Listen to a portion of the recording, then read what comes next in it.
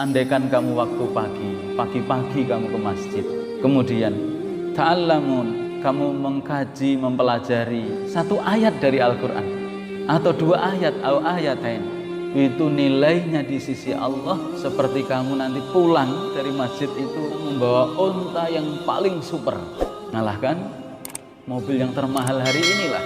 Hadis ini masyhur di dalam Riyadhus Shalihin. Nabi 53 tahun, selama dari umur 40 tahun sampai 53 hidupnya berdarah-darah. Artinya tidak ada sifat establisme, sifat kenyamanan, kemapanan ketika di Mekah. Hari demi hari nggak ada hitungan bulan, itu mesti keluar dari rumah berperang. Padahal istrinya tidak 1, 2, lebih daripada 5. Bayangkan, dalam dimensi sebagai suami bagi para istri, dimensi bapak bagi para anak, kemudian dimensi dia seorang imam rawatib bagi para jamaah 5 waktunya. Satu sisi yang lain, Nabi juga komandan perang yang di situ di Madinah 10 tahun itu nggak lepas, dalam setiap bulan itu kalau dihitung mesti keluar untuk berjihad. Kalau negeri yang kita cintai ini mau menjalankan syariat Islam, mau menjalankan hukum Allah, hukum Islam itu dijalankan dari masuk WC. Tata cara masuk WC kan ada, tata cara di depan cermin juga ada dalam Islam. Tata cara berpakaian, pakai baju ada caranya. Sampai ngatur negara, itu Islam itu lengkap. Contohnya Nabi, teori dan rumusnya Al-Quran Sunnah. Ajaran mana di dunia? Siapa yang paling demokratis di dunia? Katakan paling demokrasi, siapa? Nggak ada. Ajaran komunis itu simbol tokohnya pelaku. Ajaran sosialis itu siapa? Nggak jelas dalam Al-Quran itu. Walau annahum aqamut Taurata wal Injilah, andaikan mereka itu mau melaksanakan kitab, isi kitab yang diturunkan dari Allah kepada nabinya. Aqamut Taurata wal Injilah, diturunkan kitab Taurat, kitab Injil, kitab Al-Quran, mau melaksanakan isi kandungan kitab wahyu Allah itu, la akalu min fawqihim wa min tahti arjulihim. Sebenarnya melaksanakan nilai-nilai Islam ini secara lembaga pasti itu pintu rizki. Jadi rizki itu ada yang memang harus kita cari, kita kerja ke pasar, kita harus beraktivitas, dengan itu kita dapat imbalan memang. Tapi ada jenis rizki dengan kita taat kepada Allah, kita melaksanakan hukum Allah, syariat Allah secara pribadi. Takwa itu juga pintu rizki, nikah pintu rizki. Melaksanakan hukum secara lembaga itu akan memberkahi sebuah lembaga atau negara yang melaksanakan syariat Islam. Percaya begitu, tidak percaya begitu.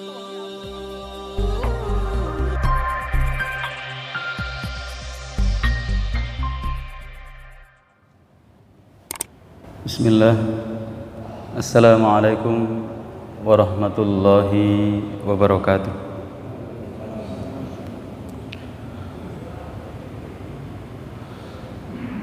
Alhamdulillahi rabbil alamin. Wa usalli wa usallimu ala nabiyyina Muhammad, khatamul anbiya wa imamul muttaqin, sallallahu alaihi wa ala alihi wa sahbihi wa sallam. Allahumma anta rabbuna la ilaha illa anta, khalaqtana wa nahnu ibaduka, wa nahnu ala wa'dika wa wa'dika mastata'na, nabu laka bi ni'matika alaina, wa nabu bi dhunubina faghfir lana fa innahu la yaghfiru dhunuba illa anta. Allahumma inna nas'aluka ilman nafi'a wa rizqan tayyiba wa amalan taqabbala. Allahumma inna na'udzubika min ilmin la yanfa' wa min qalbin la yakhsha wa min nafsin la tasba' wa min da'watin la yustajabu laha. Allahumma taqabbal minna saliha a'malina. Alhamdulillah, para bapak, para ibu, saudara sekalian, jamaah salat subuh, a'azzakumullah, mudah-mudahan dimuliakan oleh Allah dan yang kami hormati.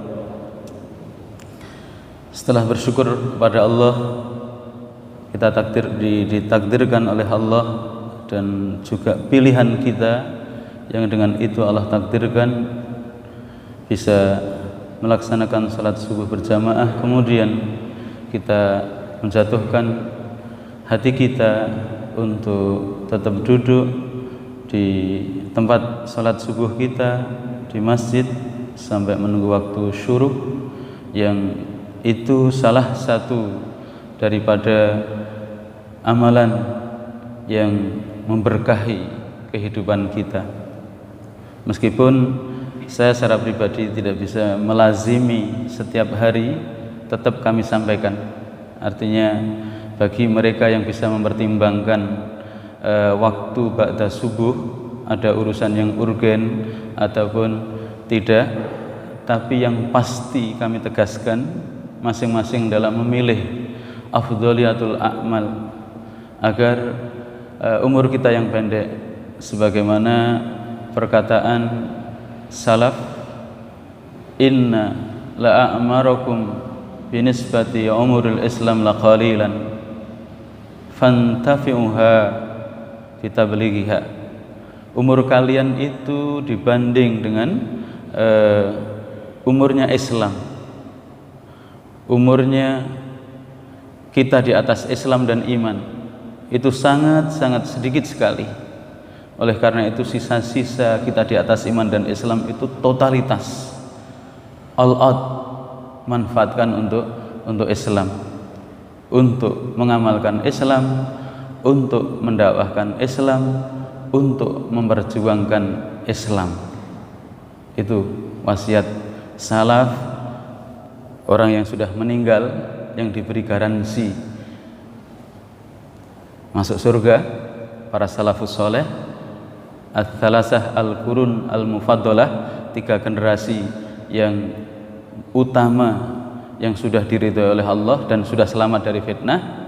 Kalau tidak demikian, kita menghadirkan ya orang yang masih hidup, meskipun orang yang masih hidup itu belum ada garansi karena masih penuh dengan fitnah, tapi orang yang hidup itu dikenal kesolehan dan kebaikannya, selamat dari fitnah dunia dan agama.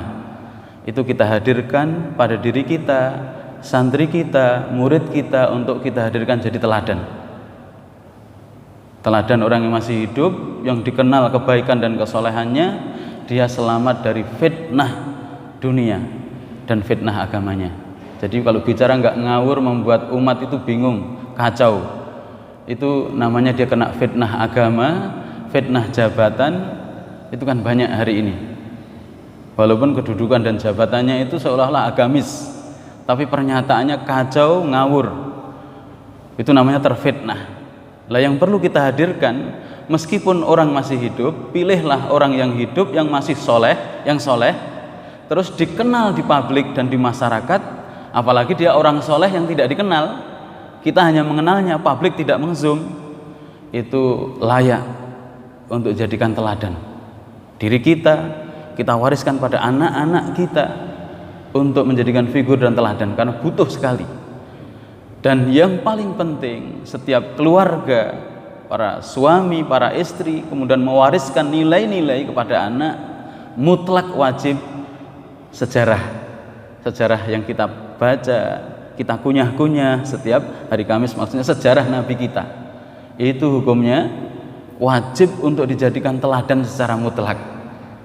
Itu. Nah, itulah maksud kami, cara untuk mewariskan dan memberikan teladan kepada diri kita, generasi di bawah kita, itu mutlak jelas Rasulullah Shallallahu Alaihi Wasallam, kemudian para salafus soleh dan ulama-ulama yang terpercaya, generasi zaman dahulu yang sudah meninggal, itu kan selamat dari fitnah. Kemudian andaikan menjadikan generasi orang yang masih hidup hari ini, itu pilihlah orang soleh yang dikenal kebaikannya, dia selamat dari fitnah jabatan dan dunia, fitnah dari agamanya. Jadi kalau membuat pernyataan itu nggak ngawur dan kacau, yang membuat orang itu masya Allah lelah hatinya, karena tidak berlandas Al-Quran, tidak berlandaskan Al-Quran, buat pernyataan berlandaskan kitab yang sudah dihapus dari Al-Quran, karena sudah Al-Quran turun, kok merujuk pada kitab Injil misalkan, itu kacau, itu terfitnah agama dia, fitnah mengenai agama dia, jatuh kepada kata-kata kekufuran. Rasulullah sangat tersinggung sekali Umar ibn Khattab hanya memegang suhuf. Suhuf itu hanya lembaran, tidak menjadikan isinya pegangan. Rasulullah sangat marah sekali. Nah, misalkan ada orang besar di publik kemudian buat pernyataan yang rujukannya bukan Al-Quran, wah kacau. Nah, itu namanya terfitnah. Itu jangan dijadikan teladan. Teladanlah orang yang soleh, selamat agama dan dunianya, selamat dari fitnah dunia, fitnah jabatan atau fitnah agamanya. Nah, begitulah cara menghadirkan pada diri kita agar kita sabat, istiqomah, kemudian juga mewariskan nilai-nilai perjuangan ini pada generasi agar umur kita barokah. Termasuk nilai sebenarnya juga apa yang kita lakukan, maksud kami setiap yang diprogramkan oleh Darussalam itu barokah. Kami mukadimahin tadi karena nanti judul kita itu An-Nuzul bil Quba. Kitab An-Nuzul bil Quba. Nabi dalam perjalanannya hijrah, perjalanan yang penuh barokah itu, beliau singgah di namanya tempat kota Quba, kota pinggiran Madinah yang berapa mil itulah. Nah, di situ maksud kami hubungannya dengan barokah, kami bacanya dulu. Ini tadi agak menyeleweng dari fokus. An-Nuzul bil Quba. Nabi sallallahu alaihi wasallam ketika hijrah ke Madinah atas perintah Allah Subhanahu wa taala itu singgah di Quba. Fi yaumil isnain at-tarikh ats-tsamin Rabiul Awal sanah arba'ata asra minan nubuwah wa hiya as-sanah al-ula minal hijrah. Nabi ketika hijrah pada hari Senin 8 Rabiul Awal tahun ke-14 kenabian.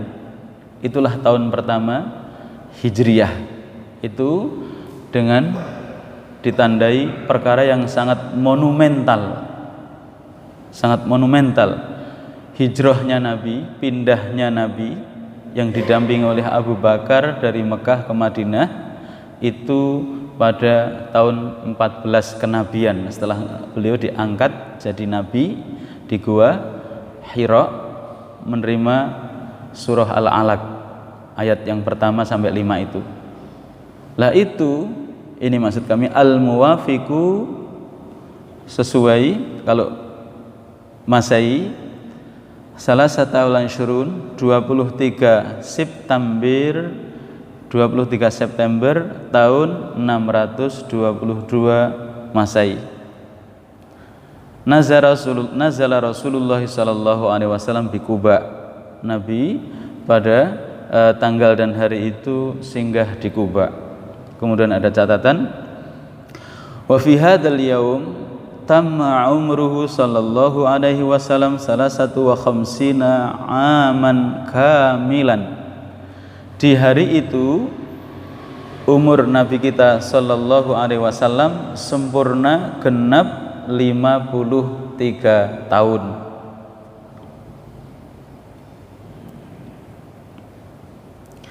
Wa tamma ala nubuwatihi 13 aman kamilan. Kemudian kenabiannya berarti sempurna ketika singgah di Quba, salah satu kota di tepian Madinah itu sempurna.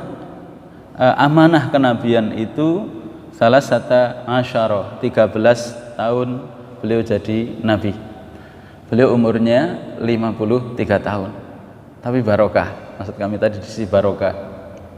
Di antara pewarisan beliau, warisan keberkahan beliau sabdakan, beliau lazimkan diri beliau meskipun dulu mengatur berbagai urusan dari berbagai amanah dari dimensi, tapi berhasil nabi dan sayyidul anam, sebaik-baik manusia itu tetap ketika karena seringnya Nabi sallallahu alaihi wasallam beliau itu ketika sholat subuh berjamaah kemudian seringnya dia tetap duduk tempat sholatnya sampai menunggu waktu syuruk. Itu berarti pahala kan ngalir terus kepada Nabi kita, karena itu nilainya sangat barokah, nilai seperti haji dan umroh tamatan. Satu keberkahan yang lain, la ghadauta ilal masjidi ta'allamu ayatan aw ayatain. Mau aku tunjukkan, kalau kamu pergi ke lembah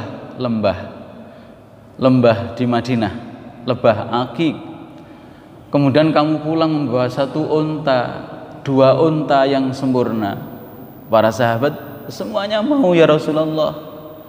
Kalau kamu pergi ke sana, kemudian kamu pulang nanti bawa 1 unta atau 2 unta atau bahkan 3 unta lebih dari itu, sesuai dengan keinginan kamu. Bagaimana tidak mau, ya Rasulullah?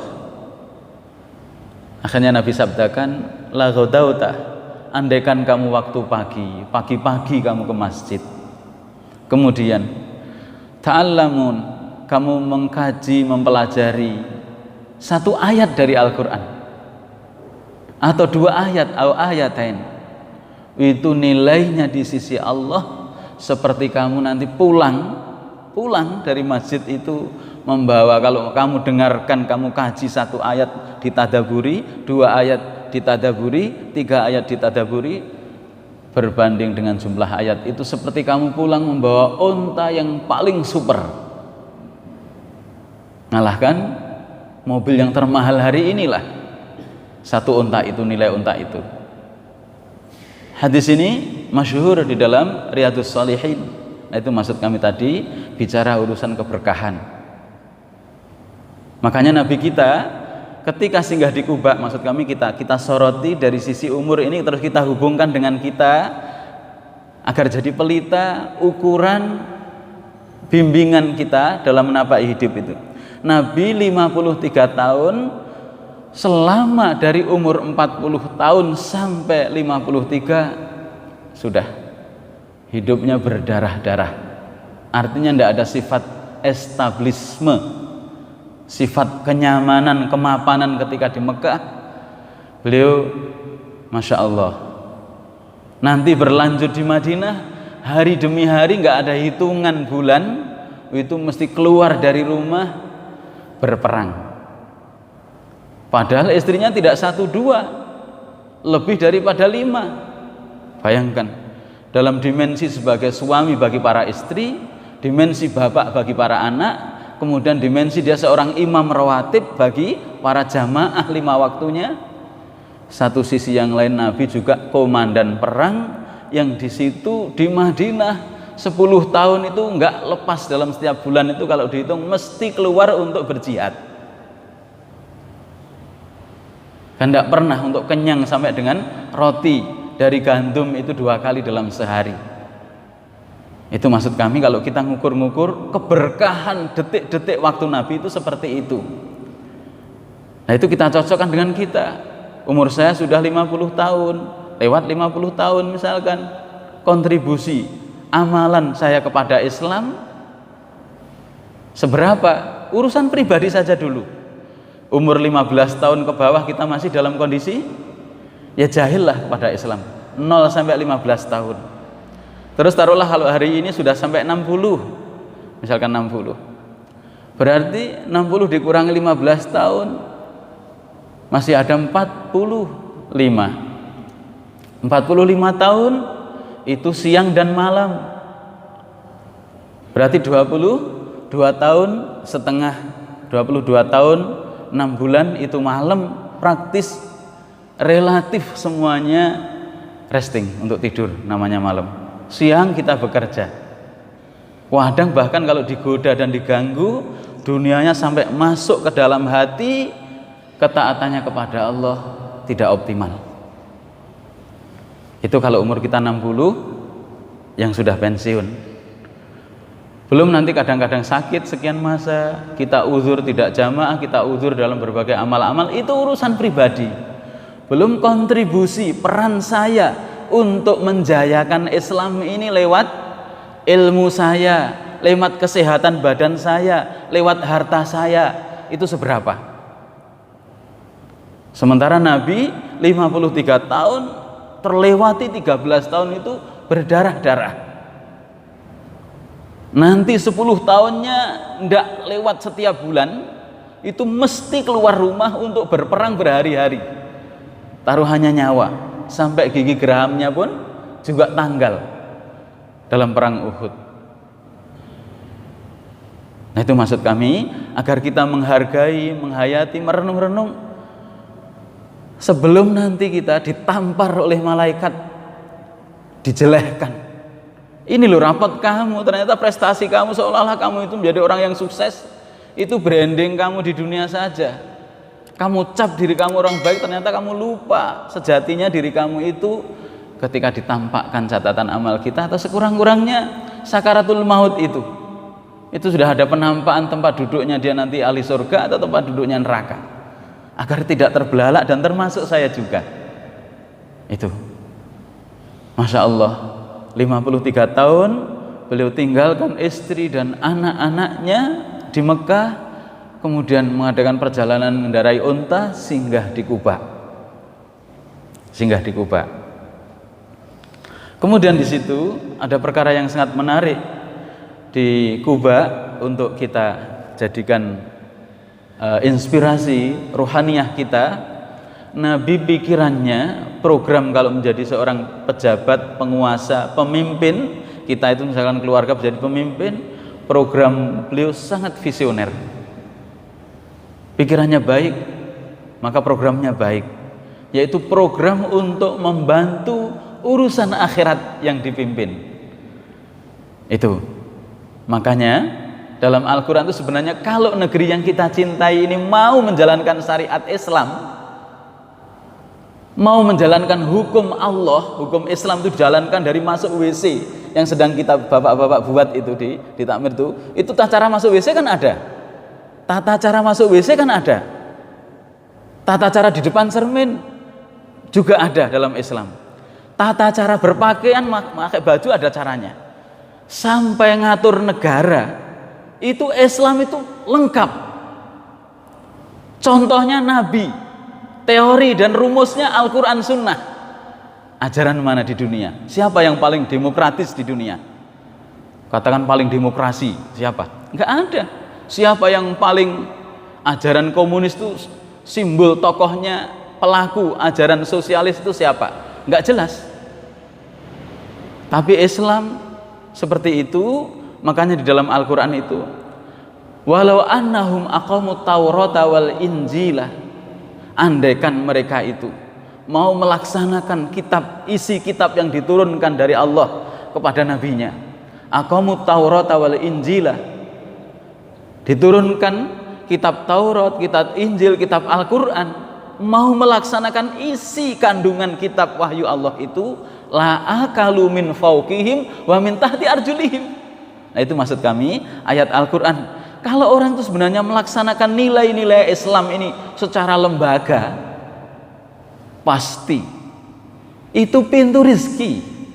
Jadi rizki itu ada yang memang harus kita cari, kita kerja ke pasar, kita harus beraktivitas, dengan itu kita dapat umbalan. Memang, tapi ada jenis rizki dengan kita taat kepada Allah, kita melaksanakan hukum Allah, syariat Allah secara pribadi, takwa, itu juga pintu rizki. Nikah pintu rizki, melaksanakan hukum secara lembaga itu akan memberkahi sebuah lembaga atau negara yang melaksanakan syariat Islam. Percaya begitu? Tidak percaya begitu, Bang. Ini Al-Quran. Lau annahum aqamut taurata wal injila wa ma unzila ilaihim. Andaikan mereka itu mau menjalankan isi kitab Taurat, isi kitab Injil, isi kitab Al-Quran, pasti akan aku beri makan mereka dari langit dan aku beri makan dari bumi. Nah, begitu. Itu barokah. Lah Nabi SAW itulah ruhaniyah yang harus kita hayati. Makanya ketika singgah di Kuba hanya beberapa hari, ada yang menyebutkan sampai 7 hari, ada yang menyebutkan hanya 4 hari saja,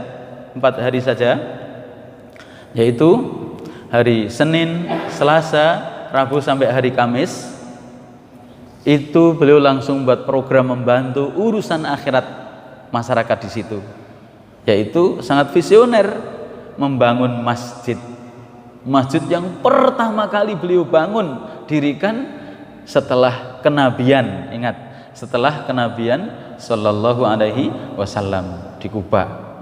Para bapak bisa googling, terus juga yang mungkin sudah berkunjung ke sana kan, itu jadi sebuah monumental Masjid Kuba yang pahalanya saja siapa dari tempat hotelnya, dari tempat singgahnya di Madinah, dia wudu, sempurna wudunya, keluar dari tempat hotel atau wudu dari tempat hotelnya dalam keadaan suci, tidak berhadas besar, tidak hadas kecil, langsung ke Masjid Kuba, sholat 2 rakaat, nilainya seperti apa? Seperti umroh. Keutamaan Masjid Kuba itu loh, oleh Nabi sabdakan, keluar dari hotel dalam keadaan suci, bukan wudunya di Masjid Kuba, wudunya sudah di rumah dulu. Itu nilainya seperti itu tadi. Itu keberkahan, sebagaimana juga duduk kita ini berkah. Nah, itulah nilai-nilai pewarisan yang disampaikan oleh Nabi kita Shallallahu Alaihi Wasallam. Maka beliau bangun masjid yang dengan itu rakyat di situ, masyarakat kaum muslimin yang ada di Kuba, beliau bisa terbantu urusan akhiratnya, bisa sholat berjamaah, kemudian bisa menjadikan media untuk majelis taklim, menjadikan media untuk mengurusi urusan-urusan umat secara kebersamaan di masjid itu. Nah, itu maksud kami, nilai-nilai barokah yang diprogramkan oleh Nabi. Pertama kali beliau memasuki Kuba, zona sekian mil, berapa mil dari Masjid Nabawi, dari kota Madinahnya, seperti itu tadi. Kemudian para bapak, itu umur 53 tahun.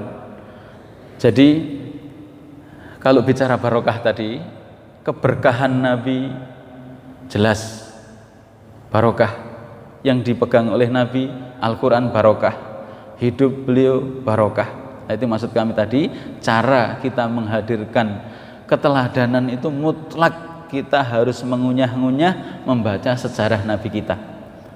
Kita hubungkan dengan diri kita, menginspirasi. Saya sudah lewat 53 tahun. Amalan saya seberapa? Kontribusi saya seberapa untuk Islam? Itu harus kita kunyah, daripada nanti kita pertanggungjawabkan dunia kita nyari berpayah-payah, diambil oleh ahli warisnya, kita yang nanggung nanti di akhirat. Itu kan ngeri. Nah, Nabi masya Allah nggak berpikir itu, cara berpikirnya begitu. Nah, di situ Nabi Shallallahu Alaihi Wasallam bangun masjid. Dari sisi keberkahannya jelas umat bisa memanfaatkan orang-orang Kuba untuk urusan akhiratnya secara berjama'i, urusan keduniaannya dijadikan fokus juga dibahas di situ.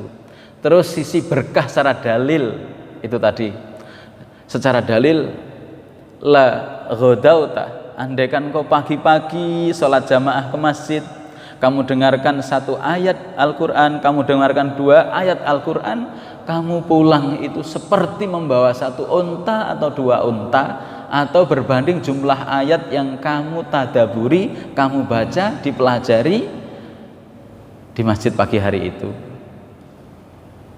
Kan barokah, duduk kita barokah, itulah masjid. Dan Nabi, maka pertama kali yang dibangun di Kuba, singgah beberapa hari itu tadi adalah membangun masjid. Kemudian keberkahan yang lain, nah kalau kita tadaburi di umur beliau 53 tahun dan nanti masih panjang perjalanan 10 tahun untuk berjihad itu, beliau sabat dan kokoh, diantaranya adalah ragus, terlalu kasar bahasanya ragus, mu'ayasyah, hidup itu senantiasa menempelkan dirinya dengan Al-Quran. Itu yang tradisi Nabi Shallallahu Alaihi Wasallam, beliau yang umi, tidak bisa baca dan tidak bisa tulis, kemudian dituduh oleh orang-orang Arab belajar apa itu bahasa dan ilmu itu dari tukang kayu, bukan orang Arab, mungkin orang Romawi, terbantahkan. Al-Quran dengan bahasa Arab, nazala bihi ruhul amin ala qalbika litakuna minal munzirin. Allah turunkan lewat malaikat Jibril, dibacakan kemudian dikokohkan di dalam hati, yang dengan itu Nabi senantiasa menempelkan kehidupan ini bersama Al-Quran dimanapun, bersikap, berbuat, semuanya diikat apa cakna Quran. Nah ini yang juga inspirasi bagi kita, karena ini simpul, ini nanti kuncinya ini, keberkahan ini. Mau tidak mau, kegagalan pendidikan, pusat pendidikan misalkan, lingkungan keluarga, lingkungan sekolahnya, lingkungan masyarakatnya, karena keteladanannya krisis. Nah sementara Ibunda Aisyah, Rasulullah itu akhlaknya Al-Quran. Nah kalau kita bersungguh-sungguh urusan ini, bagaimana maksud kami, dulu ada metode dari Yaman, bagaimana Al-Quran itu masuk ke dalam hati kita.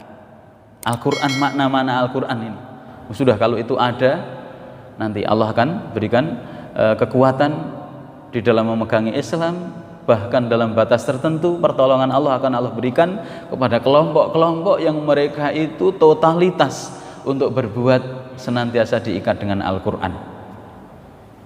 Dan Nabi seperti itu, hingga kemudian 10 tahun nanti masakoh itu sesuatu yang memberatkan.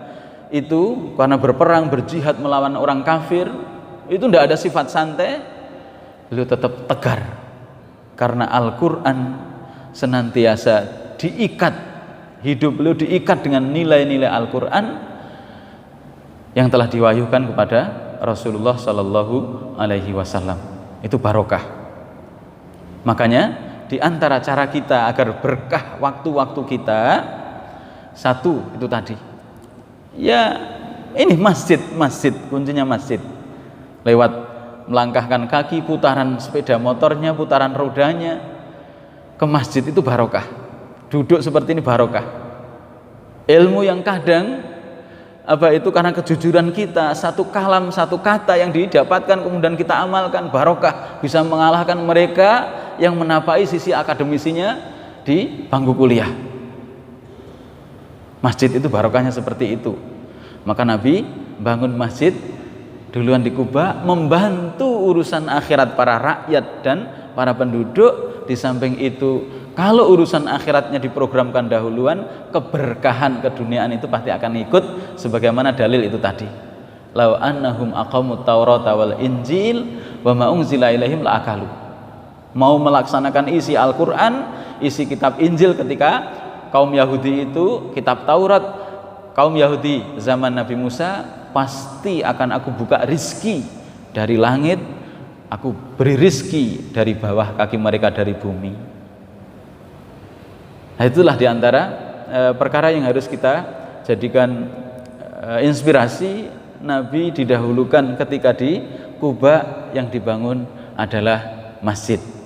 Itu berarti khirasatuddin, menjaga urusan agama dan akhirat rakyat, baru nanti urusan kesejahteraan itu ngikut berbanding dengan ketakwaan dan kejujuran rakyat itu. Nah begitulah tentunya bagi kita agar menjadikan juga pelajaran seperti itu. Kemudian yang paling akhir, masih di pengambilan pelajaran Nabi singgah di Kuba ini, ada salah satu buku yang menyebutkan perkataan dari juga ilmuwan muslim, kalau sebuah peradaban yang ada di masyarakat ini agar rusak, nilai-nilai Islam, kalau kita peradaban kita Islam itu hancur, rusak, sebenarnya kuncinya ada di 3. Satu adalah lingkungan keluarga, 2 adalah lingkungan sekolah, kemudian 3 adalah keteladanan. Kalau pengen merusak sebuah peradaban generasi, nilai-nilai hidup di sebuah masyarakat, hancurkan 3 itu, karena itu merupakan pilar, pondasi sebuah peradaban adalah keluarga, pendidikannya. Itu kita bisa membayangkan bagaimana 1 tahun tidak pernah tatap muka, programnya adalah e-learning di lingkungan sekolah. Terus keteladanan kita, para tokoh-tokoh yang bisa dijadikan teladan ditangkepi, dibunuhi yang masih hidup. Kemudian sejarah Nabi nggak pernah dikaji. Sudah bingung dalam hidup itu. Lingkungan keluarganya sudah dihancurkan, dimasuki berita-berita yang sangat pembohongan. Sekolahnya juga dirusak seperti itu. Figur-figur orang-orang yang soleh itu diberitakan yang miring, yang jelek-jelek oleh musuh Allah, musuh Rasulullah, dan musuh umat Islam hari ini. Makanya agar kita eksis, kemudian agar anak-anak kita, karena hidup kita, para bapak, ini kami sampaikan, ini ada perkataan juga benar, masa depan ataupun kehidupan kita di alam kubur itu tergantung anak kita. Itu kalau kita nggak mewariskan ini, maksud kami sangat besar pengaruhnya anak kita mempengaruhi perjalanan kita berikutnya di alam kubur. Dia jadi soleh ataupun soleha atau tidak, itu kan sangat mempengaruhi kita. Maka kalau tidak mewariskan nilai-nilai Rasulullah ini kepada anak kita, kemudian pada generasi kita, keteladanan itu tidak ada pada mereka, sudah hidup kita bergantung kepada anak kita di alam kubur. Kita didoakan atau dibiarkan, bahkan mereka tinggal menikmati harta waris yang ditinggalkan, ya sudah. Kalau pikirannya hanya seperti itu kan, naudzubillah. Makanya yang paling akhir, Umar bin Abdul Aziz tidak pernah meninggalkan warisan harta secuil pun kepada anaknya. Padahal khalifah, ya khalifah, kenapa kamu nggak memberikan sesuatu? Kalau aku meninggalkan harta, iya, kalau dia orang yang baik, yang soleh, dia akan memanfaatkan. Kalau dia itu yang nanggung urusan harta itu nanti saya di hadapan Allah. Kalau saya tidak meninggalkan harta, akan membantu dia ketika dia mau berbuat maksiat, juga tidak ada fasilitasnya. Tapi ketika beliau wafat, anak-anaknya Umar bin Abdul Aziz yang 6 itu semua adalah orang-orang yang the have, orang yang kaya, yang infak sedekahnya berbuat untuk Islam lewat harta paling dominan, meskipun tidak mendapatkan warisan secuil pun dari bapaknya. Nah, itulah prinsip Umar bin Abdul Aziz. Semuanya dijadikan alat, sarana untuk kesuksesan dan selamatnya dia di akhirat. Enggak memikirkan untuk warisan untuk anak, itu enggak ada. Dia diwariskan ilmu, dibiaya yang besar-besar akan menjadi orang yang takwa. Itu masyru'. Wallahu a'lam bishawab. Aku qouli hadza wa astaghfiruhu innahu huwal ghafurur rahim. Wa sallallahu ala nabiyyina Muhammad wa ala alihi wa sahbihi wasallam. Assalamualaikum warahmatullahi wabarakatuh.